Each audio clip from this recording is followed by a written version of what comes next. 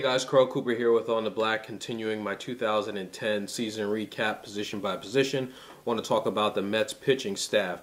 Going into 2010, I think for me personally, the biggest concern that I had going into last season was the pitching staff. I thought that the offense would be fine, and I was concerned about the starting pitching.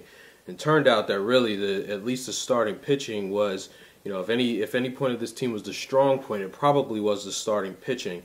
They were 6th in the National League in ERA, and they were 9th in the National League in WHIP. And while those numbers can be better, as a staff, they probably performed better than I thought they would.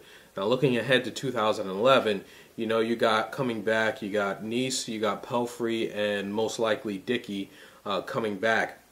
Question mark is going to be Santana.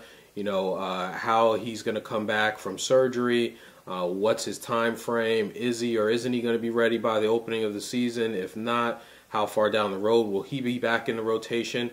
And then I guess other guys you could probably consider would be guys like Dylan G and then John Maine. We'll see what happens with Maine.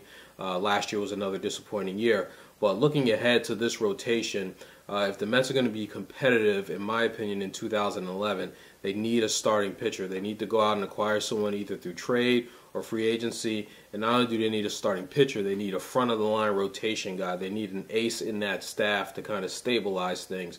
So hopefully Sandy Alderson has that at the top of his list, and he'll be looking maybe to do that this offseason. But that's sort of my thoughts on 2010, and then looking ahead to 2011 in terms of the starting rotation.